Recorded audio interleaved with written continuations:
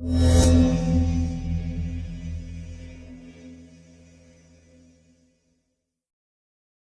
dia mendengar sorakan seperti guntur yang terdengar dari galeri pengamatan di sekitarnya, Xiao Yan tersenyum sambil menangkupkan kedua tangannya dan berkata kepada Lumu yang tampak pahit, "Terima kasih, Senior Lumu karena telah bersikap lunak padaku.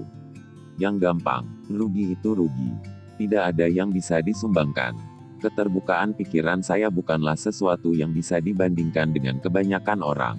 Lumu memutar matanya dan segera berkata sambil tersenyum pahit, "Tapi anak kecil, aku tidak menyangka kau benar-benar menyembunyikan kekuatanmu begitu dalam. Anda mungkin benar-benar bisa masuk 5 besar. Saya akan datang meminta nasihat Anda jika ada kesempatan di masa depan."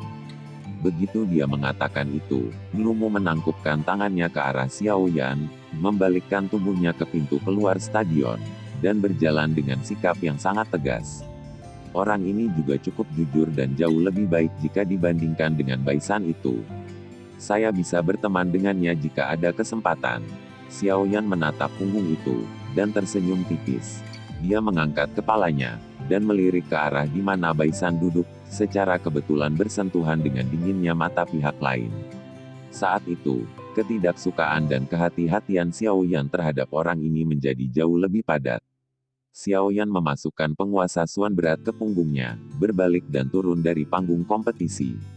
Setelah itu, dia memasuki area di mana Huang kelas, second class duduk di bawah tatapan panas yang tak terhitung jumlahnya, hanya untuk menemukan bahwa sekelompok wanita muda, yang hanya dia lihat sekali kemarin, telah muncul di sana. Ketika para wanita muda yang lincah ini melihat Xiao Yan kembali, mata mereka segera menjadi berbintang saat mereka maju untuk mengelilinginya. Suara obrolan mereka menyebabkan Xiao Yan, yang baru saja bertengkar hebat, merasa sedikit pusing. Baiklah, kalian semua tenang." Melihat Xiao Yan dikelilingi oleh sekelompok wanita muda yang cantik dan cantik, instruktur Ruoling menggelengkan kepalanya tanpa daya. Dia hanya bisa berbicara dan menarik pikiran para wanita muda ini dengan tatapan memuja ke belakang. Hahaha, tidak heran Sun Jie tidak pernah memperhatikan pria lain selama 2 tahun ini di akademi. Kamu benar-benar memiliki orang yang luar biasa di hatimu. Seorang wanita muda melompat ke sisi Sun dan menggoda dengan tawa yang indah. Saat dia mendengar ini, Nona memikat muncul di wajah indah Sun.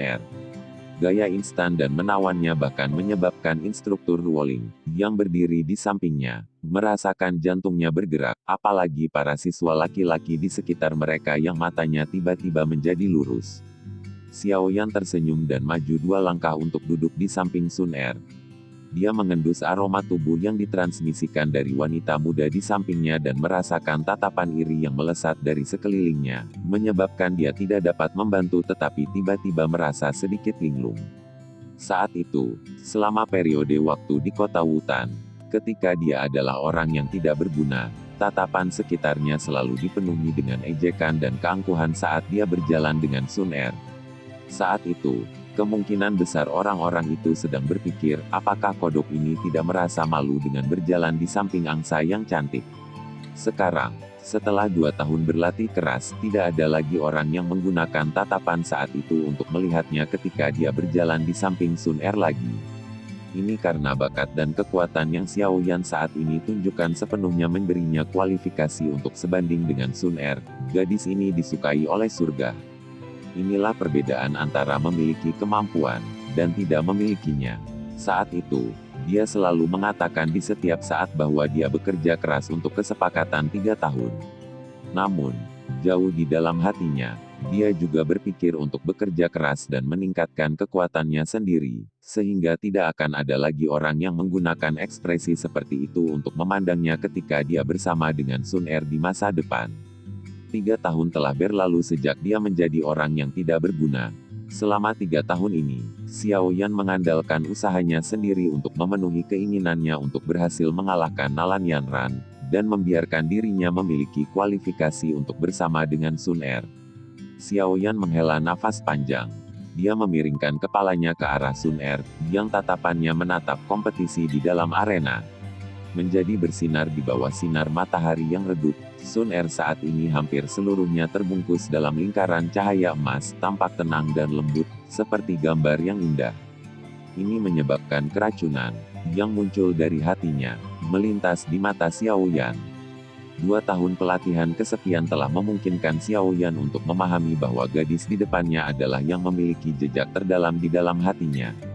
Jejak ini tercetak dengan kuat ketika dia masih muda.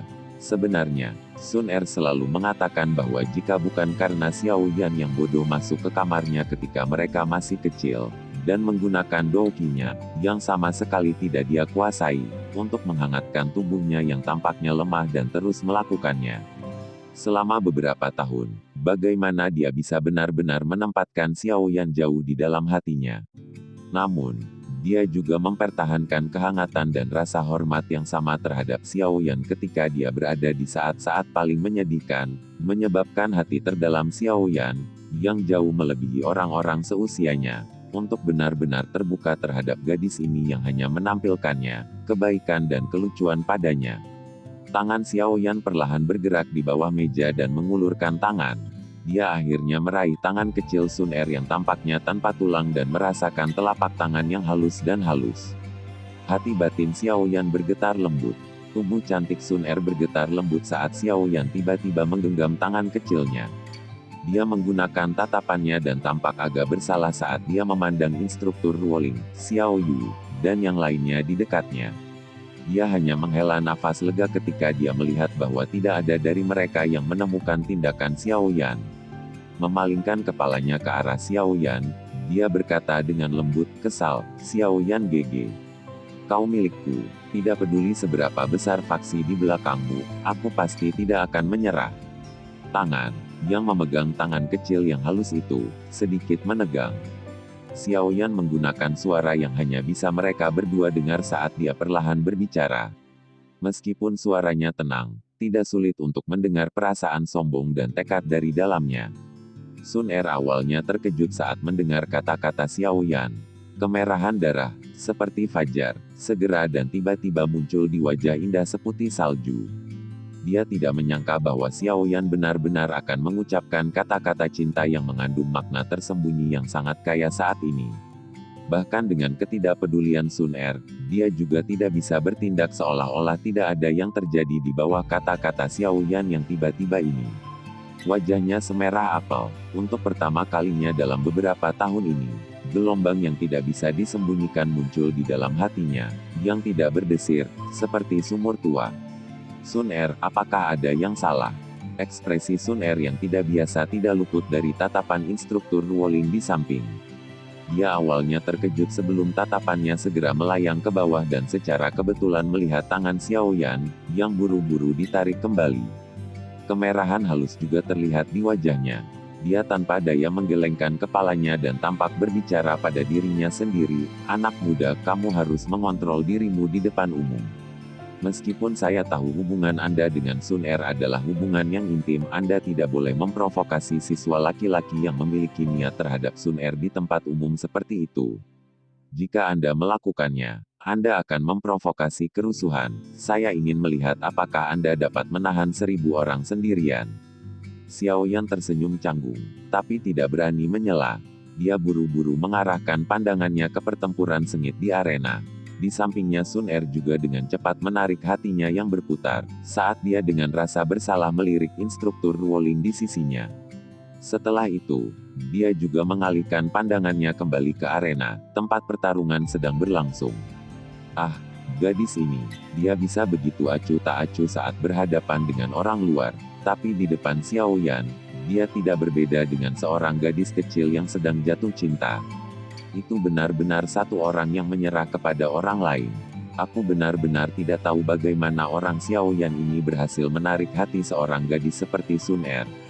Instruktur Ruoling melihat sisa kemerahan yang masih ada di wajah Sun Er, dan menggelengkan kepalanya sambil tersenyum pahit di dalam hatinya. Saat nama-nama itu terdengar dari mulut hakim, banyak sosok manusia berulang kali melintas ke arena. Setelah menjalani pertarungan yang intens atau membosankan, pemenang akan memiliki wajah yang bersemangat, sedangkan yang kalah akan mundur dari arena dengan sedih. Saat satu putaran setelah satu putaran kompetisi berlalu, yang awalnya 170 lebih orang telah secara bertahap dieliminasi sampai hanya ada 60 lebih orang yang tersisa. Jika ini berlanjut untuk beberapa ronde lagi, kemungkinan besar nama-nama mereka yang memiliki kualifikasi untuk masuk akademi dalam akan lahir.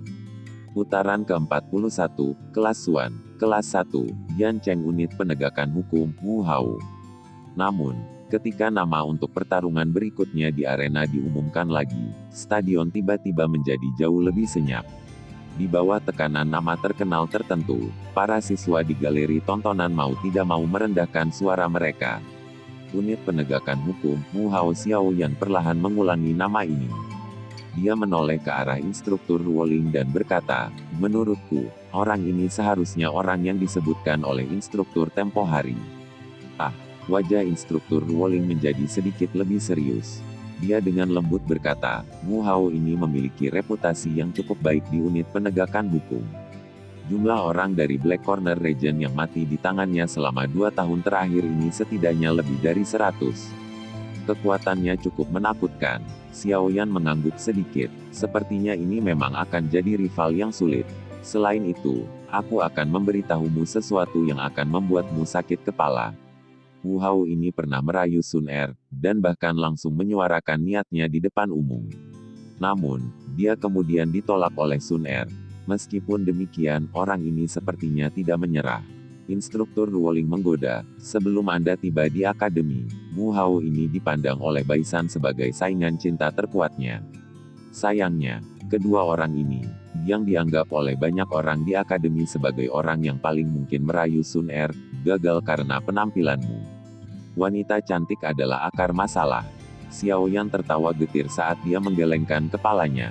Tatapannya langsung terlempar ke arena.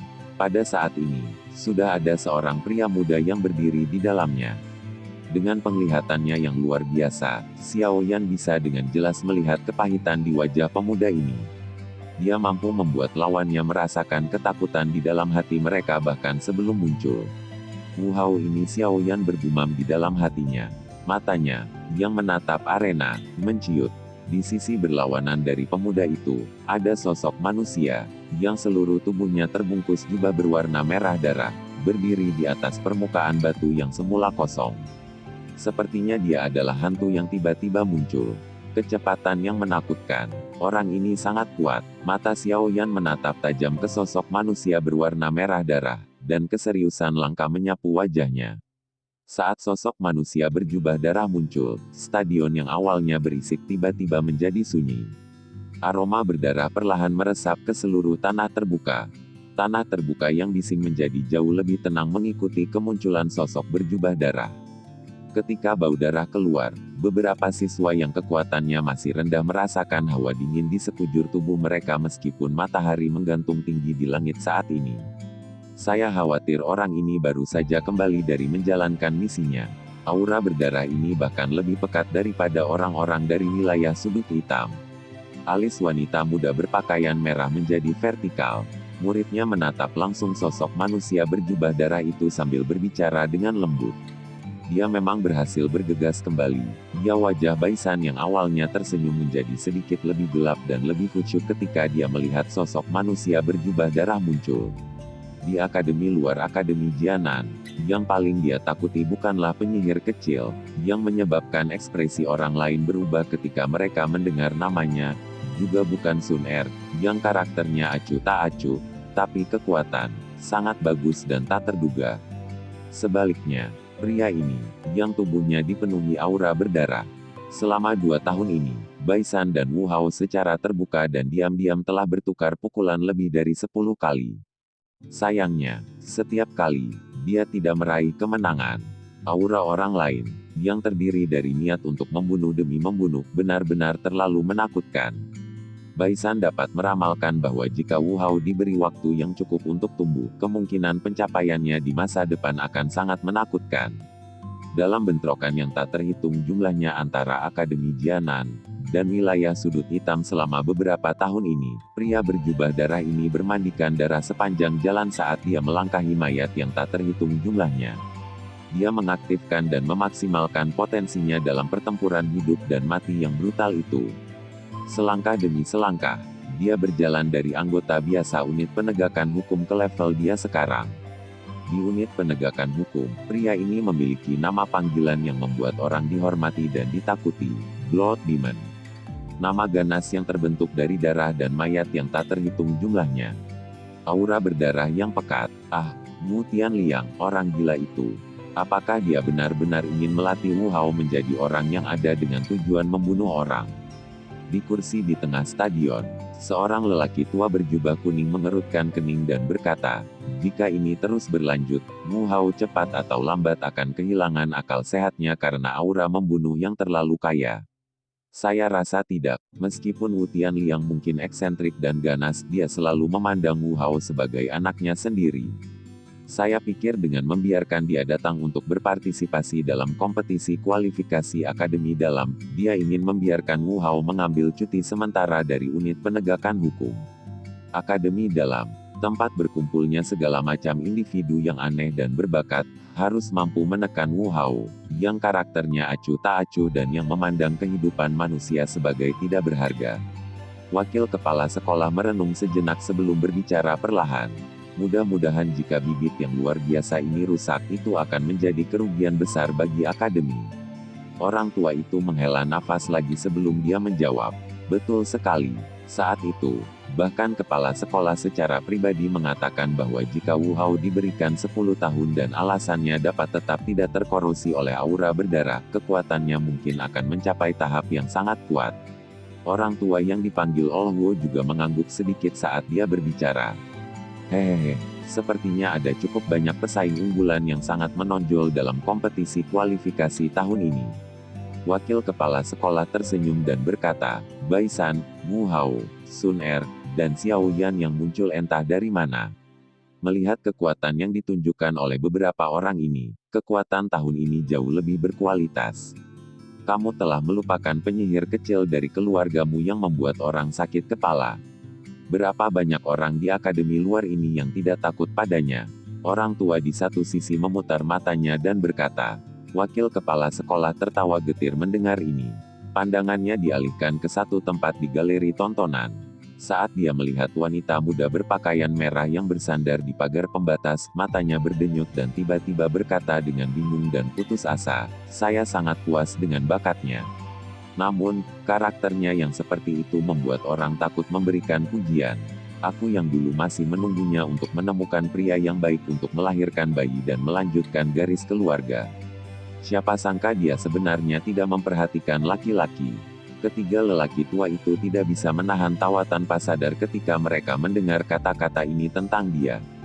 Baisan, Wu Hao, Lumu, atau bahkan Xiao Yan itu.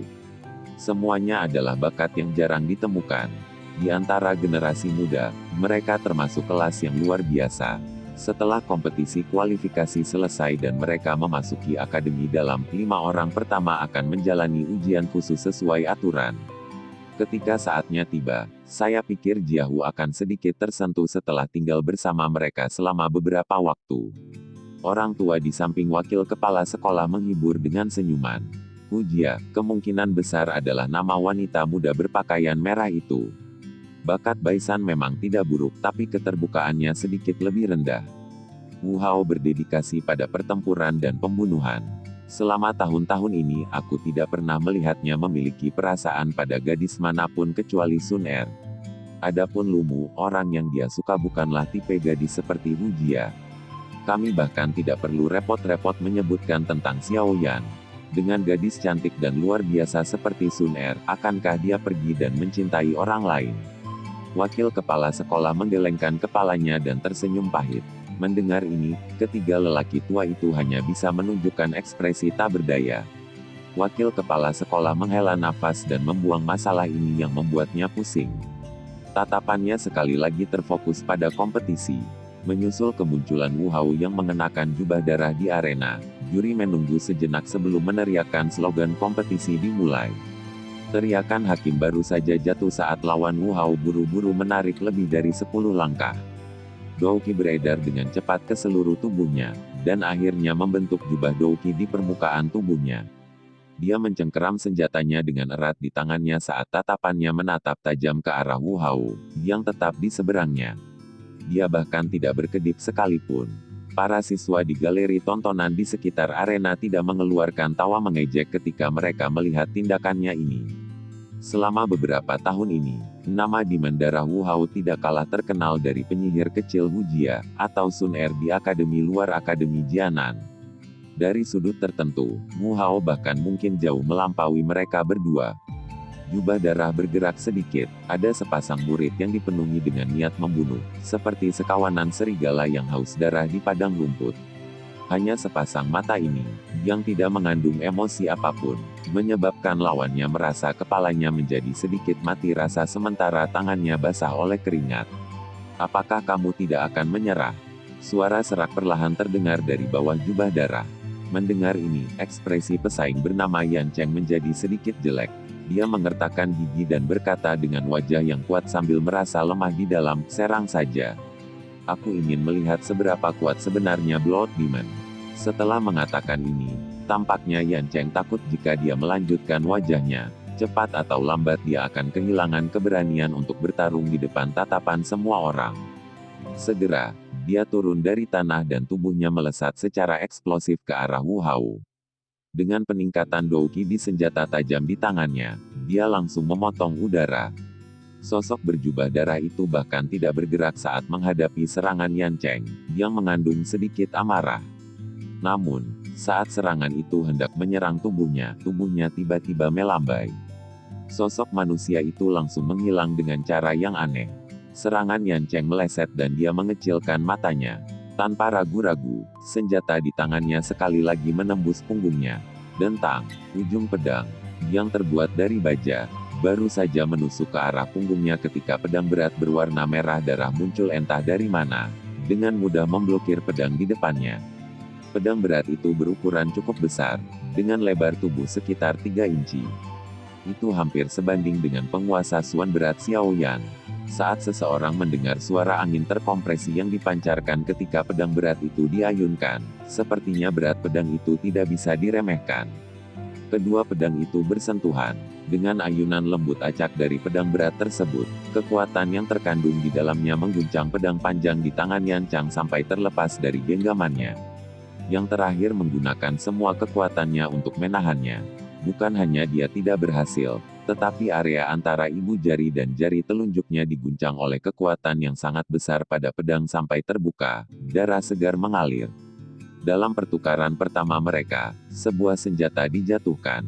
Adegan ini bahkan menyebabkan Xiao Yan yang duduk di galeri tontonan merasa sedikit terkejut. Tidak peduli bagaimana orang mengatakannya, Yan Cheng itu juga bintang 5 dousi. Keheranan melintas di wajah Yan Cheng saat senjatanya jatuh. Kakinya dengan cepat mundur dan baru saja mundur sekitar 10 meter ketika dia tiba-tiba merasakan udara dingin mengalir di belakangnya. Sebelum dia punya waktu untuk bereaksi, pedang berat berisi warna darah dipasang di lehernya. Udara tebal dan dingin yang dipancarkan dari ujung tajam pedang menyebabkan tubuh Yan Cheng langsung kaku. Hanya dalam 2 pertukaran, Yan Cheng, yang memiliki kekuatan bintang 5 dousi, dikalahkan. Hasil semacam ini menyebabkan keributan terdengar di seluruh stadion. Meskipun hampir tidak ada orang yang memiliki harapan yang berlebihan bahwa Yan Cheng dapat mengalahkan Wu Hao, tidak ada yang menyangka bahwa Yan Cheng hanya dapat menahan 2 pertukaran sebelum pedang ditempatkan di lehernya. Sungguh kecepatan yang cepat saat Xiao Yan menyaksikan Wu Hao di arena memegang pedang berat berwarna darah sambil dengan tenang berdiri di belakang Yan Cheng. Beberapa keseriusan muncul di wajah Xiao Yan. Hal terbaik yang Wu Hao lakukan adalah kecepatan. Selain itu, ia juga berlatih teknik Dou kelincahan tingkat tinggi kelas One, Blood Shadow Flash. Dia telah meminjam efek unik dari teknik Dou Agility ini untuk muncul di belakang Yan Cheng tanpa meninggalkan jejak sebelumnya. Apalagi kekuatannya juga sangat kuat. Ini terlihat jelas dari bagaimana dia mengangkat pedang besar yang sangat berat itu dan mengayunkannya di tangannya seolah itu adalah sesuatu yang ringan. Sun Er, di sisinya dengan lembut mengungkapkan beberapa informasi tentang Wu Hao. Dia juga sedikit khawatir Xiao Yan akan dirugikan, karena tidak memiliki informasi yang cukup jika dia akhirnya menghadapi Wu Hao. Kecepatan dan kekuatannya tidak lemah, bukankah itu mirip denganku? Xiao Yan mengangkat alisnya dan melirik pedang berat di tangan Wu Hao. Dia kemudian melirik penguasa Suan berat di punggungnya. Keduanya adalah senjata tipe berat yang serupa. Jika mereka berdua bertarung, itu akan menjadi pertandingan kecepatan melawan kecepatan, kekuatan melawan kekuatan. Pertempuran mendebarkan yang akan membuat semua orang terdiam. Orang ini tampaknya menjadi lawan yang bahkan lebih tangguh dari Baisan. Saya harus lebih berhati-hati terhadap orang ini di masa depan. Sungguh layak menjadi Akademi Jianan. Orang-orang muda yang kuat muncul tanpa akhir dari tempat ini. Jika saya tidak menjalani latihan keras selama 2 tahun ini, akan sangat sulit untuk mengejar orang-orang abnormal ini. Xiao Yan berseru, ketika dia berlatih di Kekaisaran Magia, selain Nanlan Yanran, yang telah meminjam bantuan dari sekte, dia jarang bertemu orang lain di antara generasi muda yang setara dengannya. Namun, dia baru tiba di Akademi Jianan beberapa hari yang lalu, ketika lawan yang sangat cocok dengannya sering muncul. Ini menyebabkan Xiao Yan tidak bisa membantu tetapi menghela nafas secara emosional. Tempat ini benar-benar tempat berkumpulnya para berbakat. Saat Wu Hao meletakkan pedang yang berat di leher lawannya di dalam arena, seorang hakim buru-buru meneriakkan kalimat agar kompetisi berakhir. Kompetisi kualifikasi dapat mentolerir cedera, tetapi akademi tidak ingin melihat kematian. Oleh karena itu, ada aturan dalam kompetisi bahwa seseorang tidak dapat memberikan pukulan mematikan ketika pihak lain tidak memiliki kemampuan untuk melawan. Jika tidak, dia akan dihukum berat. Aturan ini adalah sesuatu yang mungkin dipatuhi orang lain, tetapi bagi Wu Hao, yang terbiasa membunuh orang, itu hanyalah sesuatu yang sepintas. Oleh karena itu, hakim tersebut tidak berani menunda. Dia takut jika teriakannya terlambat sedetik, warna merah cerah lainnya akan ditambahkan ke pedang berat itu, yang sudah tercemar dengan darah segar yang tak terhitung jumlahnya. Pedang berat berwarna darah di tangan Wu Hao bergetar sedikit ketika dia mendengar teriakan hakim. Dia segera perlahan menariknya kembali. Saat pedang berat itu pergi, seluruh tubuh Yan Cheng menjadi kelelahan saat dia pingsan sambil berulang kali terengah-engah. Wu Hao mengabaikan Yan Cheng yang berlutut di samping kakinya. Jubah merah darahnya bergetar sedikit, dan sepasang mata acuh tak acuh perlahan bergerak ke atas di sepanjang galeri tontonan. Akhirnya, dia berhenti di tempat di mana Huang Class, Second Class sedang menonton. Lebih tepatnya berbicara, seharusnya itu berhenti di Xiao Yan, yang duduk di samping Sun Er. Di bawah fokus dari tatapan mata yang tak terhitung jumlahnya, dia mengangkat pedang berat berwarna darah di tangannya. Akhirnya, dia menunjuk Xiao Yan dari kejauhan. Suaranya yang serak dan acuh tak acuh bergema di seluruh stadion. Kamu adalah Xiao Yan, apakah kamu berani turun dan bertengkar denganku? Suara serak yang acuh tak acuh menyebabkan seluruh galeri penonton terkejut. Segera, tatapan yang tak terhitung jumlahnya mengeluarkan suara desir saat mereka menoleh ke arah pemuda berjubah hitam tidak jauh dari sana. Suara serak dan acuh tak acuh Wu Hao memfokuskan semua tatapan di stadion ke pemuda berjubah hitam itu. Tatapan ini dipenuhi dengan perasaan sombong, ekspektasi, dan segala macam emosi lainnya. Terlepas dari apa itu, kalimat yang baru saja dikatakan Wu Hao menyebabkan Xiao Yan menjadi fokus perhatian di seluruh arena. Tatapan Xiao Yan menatap tajam ke sosok manusia berjubah darah di arena. Matanya menyipit sebelum dia segera berdiri perlahan di depan tatapan yang tak terhitung jumlahnya. Tidak ada sedikit pun rasa takut di wajahnya, bahkan ketika dihadapkan pada kekuatan besar dari lawannya. Kedua tatapan bertemu di udara, dan lemah. Douki yang kuat secara bersamaan melonjak keluar dari tubuh mereka berdua tanpa persetujuan sebelumnya. Riak kecil energi juga menyebar dari permukaan tubuh kedua orang itu. Ini adalah fenomena yang diciptakan oleh Douki dengan cepat beredar di dalam tubuh mereka. Melihat mereka berdua, yang dengan mantap mulai saling berhadapan dengan kekuatan mereka, para siswa di galeri tontonan sekitarnya langsung menjadi bersemangat. Jika kedua orang ini bertarung, itu pasti akan menjadi pertempuran yang sengit. Sun Er sedikit mengernyit di sisi Xiao Yan. Dia membuka mulutnya, sikapnya yang ragu-ragu di mana dia melayang sebelum berbicara, jika tidak mengungkapkan keinginannya untuk menghentikan Xiao Yan, tetapi pada saat yang sama khawatir jika dia berbicara, para siswa itu akan berpikir bahwa Xiao Yan hanya tahu bagaimana bersembunyi di balik seorang wanita. Karena itu, kata-kata yang keluar dari mulutnya akhirnya tidak disuarakan. Bertarunglah. Akan lebih baik jika kalian berdua akhirnya menderita luka serius dan membiarkan saya menghemat energi. Baisan dengan dingin tersenyum dan menyaksikan kedua orang itu berhadapan satu sama lain dari sisi lain galeri tontonan. Akan sangat menyenangkan jika mereka benar-benar bertarung. Sayangnya, orang tua itu pasti tidak akan membiarkan hal seperti itu terjadi. Wanita muda berpakaian merah meletakkan tangannya di pagar pembatas. Tatapannya menyapu Xiao Yan dan Wu Hao saat dia berkata dengan menyesal.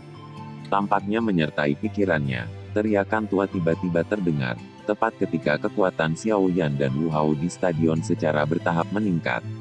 Suara itu tiba-tiba mengguncang kekuatan yang mereka berdua lakukan dengan susah payah sampai tidak ada yang tersisa.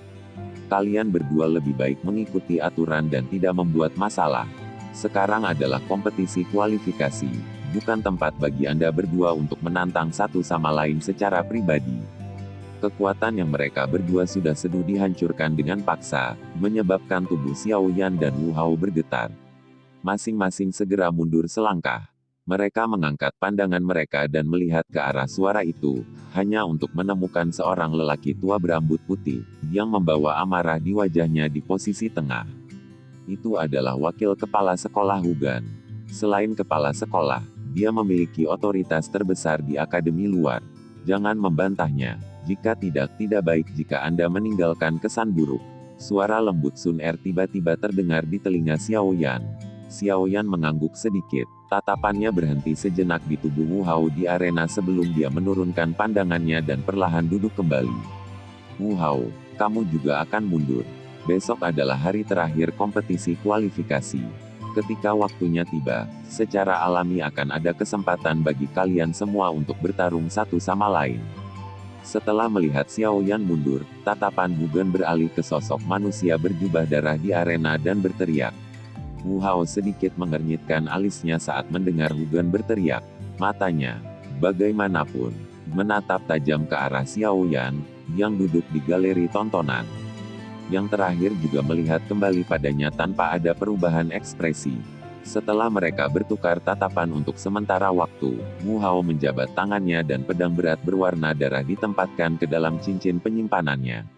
Sebuah suara serak pelan-pelan keluar, aku harap kamu tidak mengecewakanku besok. Saya tidak ingin melihat bahwa orang yang telah ditunggu Sun Er begitu lama, menjadi orang yang tidak berguna. Xiao Yan tersenyum tipis tapi tidak menjawab. Begitu Wu Hao mengucapkan kata-kata ini, dia juga tidak terus tinggal. Dia berbalik dan keluar dari arena. Melihat bahwa wakil kepala sekolah dengan paksa menghancurkan pertarungan sengit yang akan terjadi, para siswa di galeri tontonan segera menggelengkan kepala karena kecewa. Baik, kompetisi akan terus berlanjut, Hugan memerintahkan, setelah putus keduanya dengan lambaian tangannya. Saat suara terdengar, nama-nama sekali lagi mulai dibaca dari kursi juri. Selama 10 kompetisi plus berikutnya yang mengikuti, Xiao Yan akhirnya secara pribadi menyaksikan Sun Er dalam perkelahian. Namun, setelah mengamati sebentar, dia tanpa daya menggelengkan kepalanya. Jelas sekali bahwa gadis ini hanya menunjukkan sebagian dari kekuatannya untuk bertarung dengan lawannya. Bahkan jika ini masalahnya, dia memperoleh kemenangan yang diharapkannya hanya setelah 10 pertukaran. Mata Xiao Yan memperhatikan Sun Er yang tampak cakep itu, yang telah mundur dari arena, dan memutar matanya. Melihat tindakannya ini, niat Xiao Yan untuk menganalisis kekuatan tepatnya selama pertarungannya pupus. Tidak lama setelah Sun Er bertarung, Baisan dan wanita muda berpakaian merah itu juga maju untuk bertarung sekali. Kedua orang itu memang layak menjadi orang-orang yang telah diperingatkan oleh instruktur Ruoling agar dia berhati-hati. Lawan dua orang itu masing-masing adalah bintang 6 Dousi dan bintang 7 Dousi. Bintang 6 Dousi, yang telah menghadapi Baisan, sedikit lebih baik. Setelah 10 lebih pertukaran dengan Baisan, dia memilih untuk mengambil inisiatif untuk mengaku kalah dan akhirnya meninggalkan arena tanpa cedera. Lawan wanita muda berpakaian merah, di sisi lain, sangat tidak beruntung. Kedua orang itu selesai melakukan etiket awal dan sebelum suara juri selesai mengatakan mulai, wanita muda berpakaian merah dengan aneh sudah muncul di depan lawannya.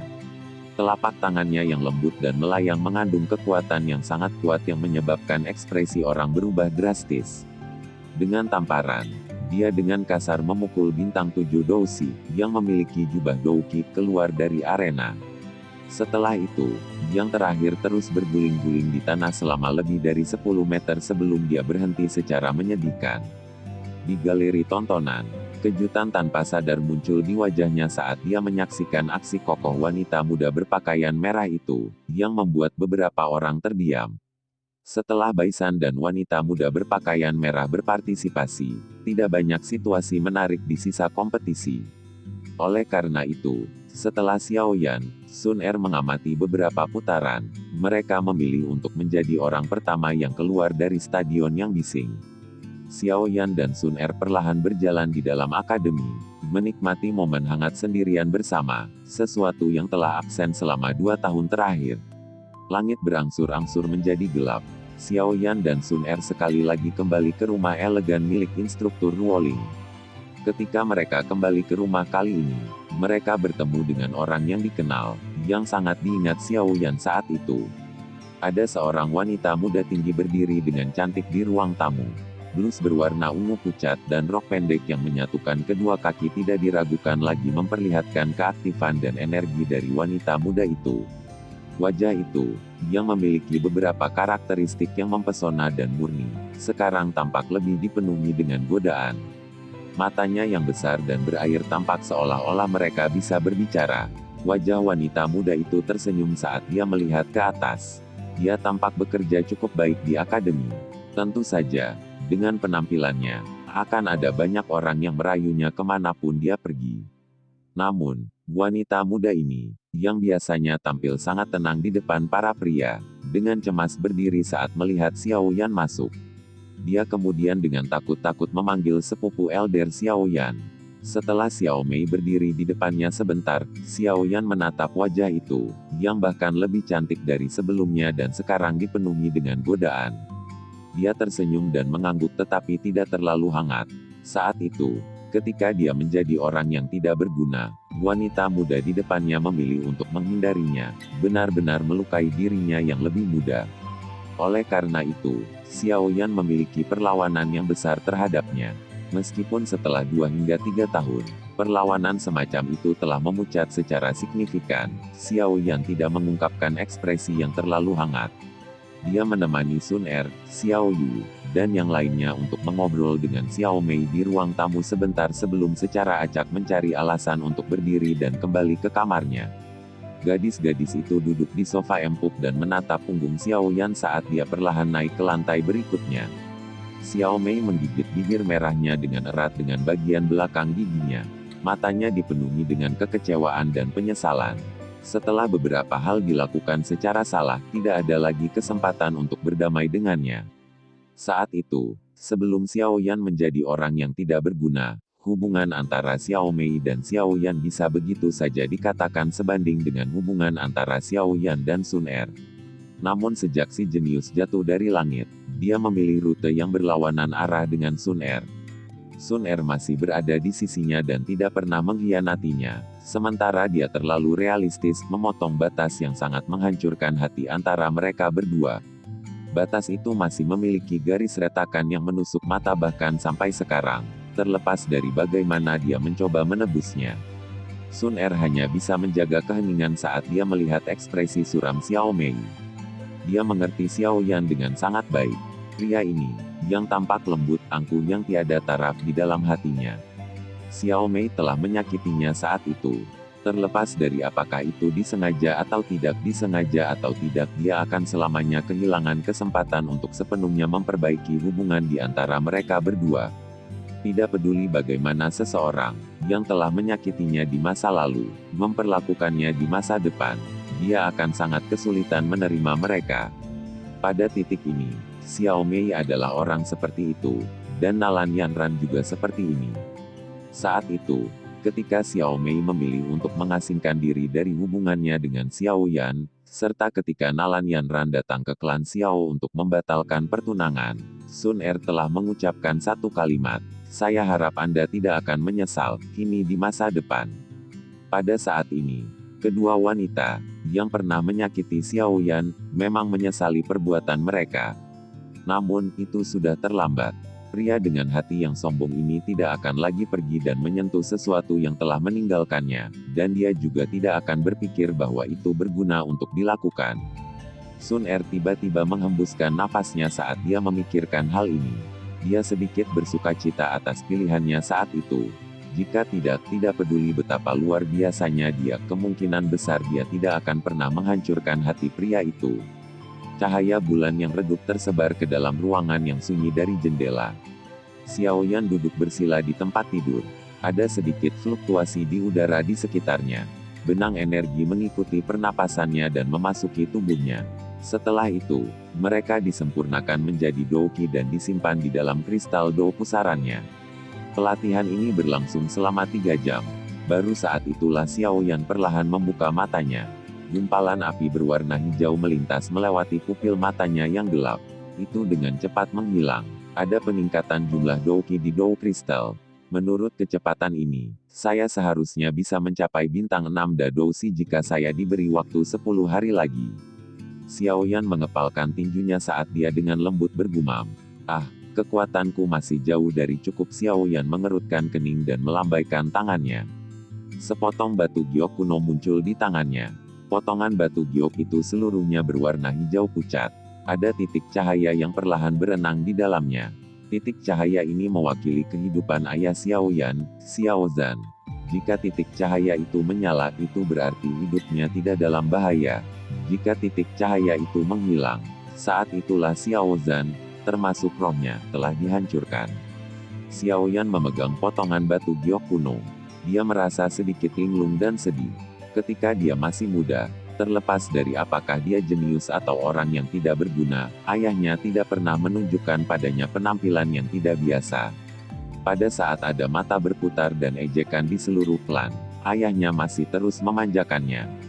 Setiap kali Xiao Yan, yang masih kecil, terluka, dia akan tersenyum, menepuk pundak anak kecil itu dan mengatakan kepadanya bahwa seorang pria harus kuat. Air mata dan perasaan putus asa tidak akan membuat siapapun menjadi orang yang kuat.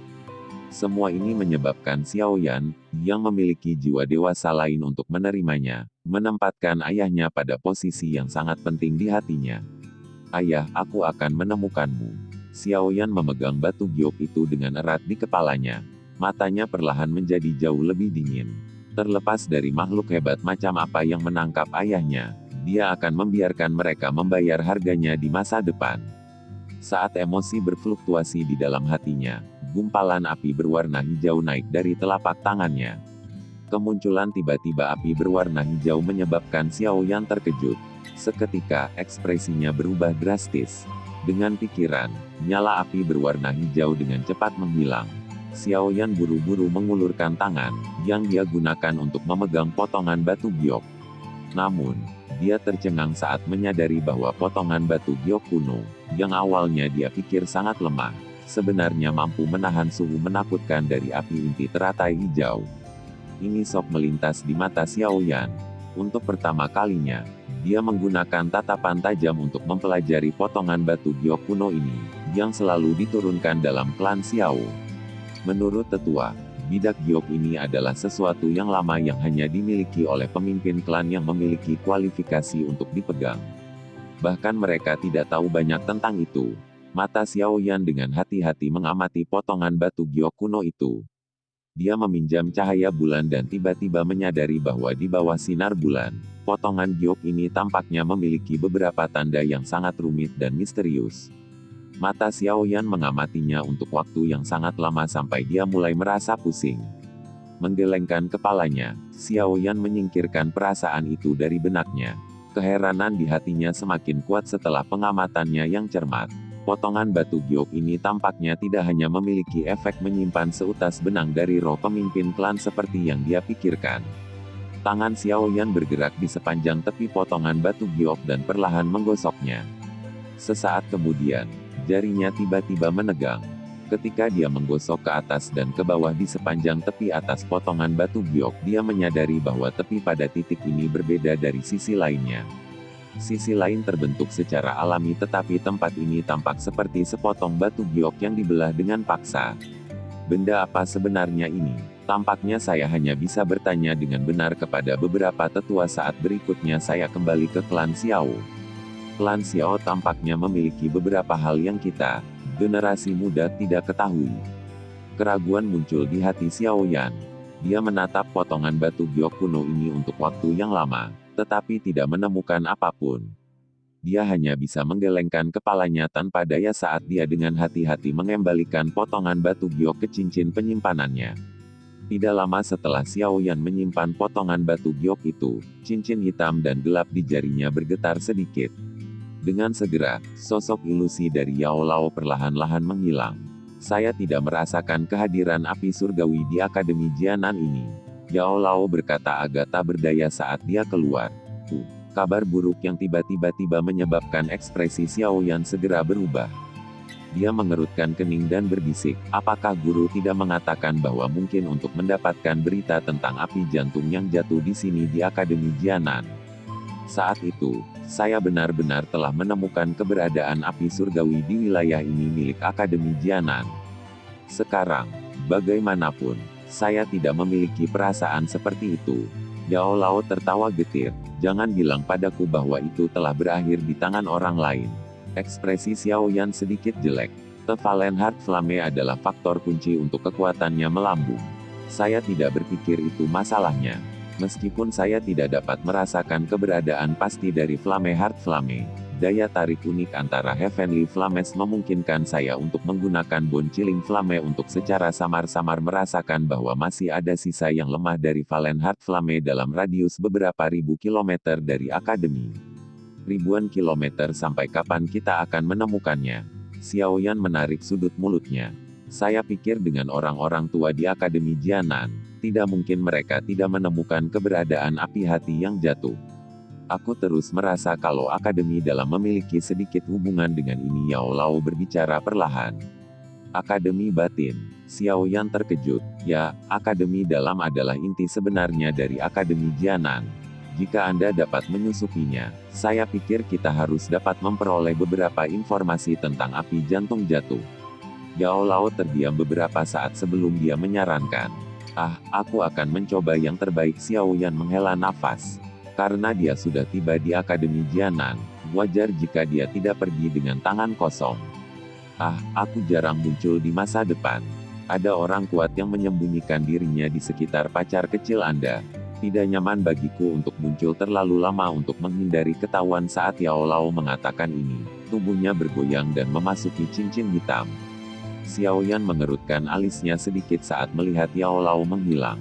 Dia mengangkat kepalanya dan melihat bulan yang bersinar di luar jendela sambil bergumam, Akademi Dalam. Apakah tempat itu benar-benar memiliki Fallen Heart Flame? Saya harap itu tidak mengecewakan saya. Sekian dulur alur cerita Battle Through the Heavens Season 5. Tunggu next episode-nya. Jangan lupa like dan subscribe-nya. Semoga hari-hari Anda menyenangkan. Terima kasih.